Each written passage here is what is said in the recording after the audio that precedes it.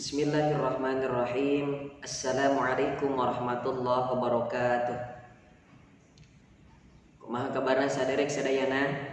Mudah-mudahan aya dina kaayaan sehat walafiat, sinareng aya dina lindungan Allah Subhanahu wa taala. Amin ya Allah ya rabbal alamin. Malejengkeun kana hanca naos kana ilmu tajwid eta dina pasal kaopat nun paeh jeung tanwin.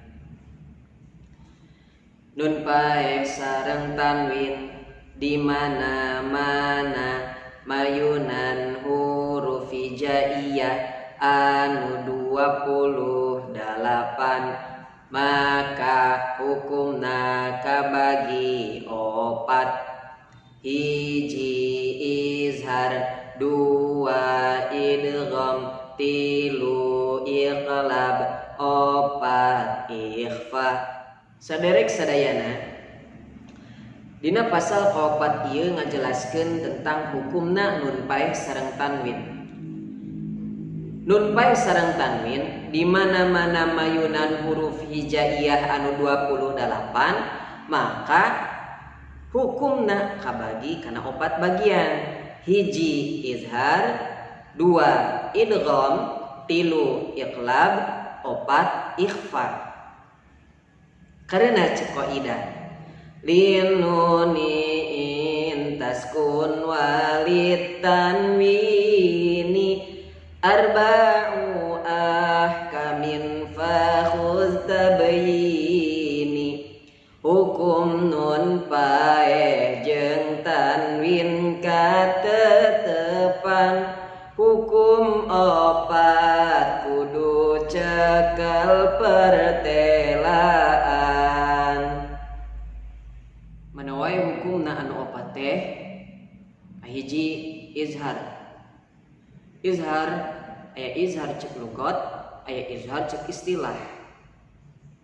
Ari izhar cek lugat nyaeta al bayan, hartosna kadar-kadar jelas. Anapun ari izhar cek istilah nyaeta ikhraju kulli harfin mim makhrajihi, hartosna ngaluarkeun saban-saban huruf tina makhrajna atawa tempat kaluarna. Aya sabaraha hurufna izhar? Ari huruf izhar sadayana aya genep, nyaeta hamzah, ain ha, ghin kha. Kumaha patokan izhar? Ari patokan izhar nyaeta di mana-mana nun paeh atawa tanwin mayunan salasa hijina huruf izhar anu genep, maka macana kudu dieceskeun atawa dijelaskeun makhraj nun paeh atawa tanwina. Ieu contoh-contohna. Contohna aya anu dina sakalimah, aya anu dina dua kalimah. Contoh anu dina sakalimah nun paeh atawa tanwin mayunan hamzah yan auna. Dina dua kalimah man amana. Contoh tanwin rasulun amin. Nun paeh atawa tanwin mayunan ha dina sakalimah yan hauna.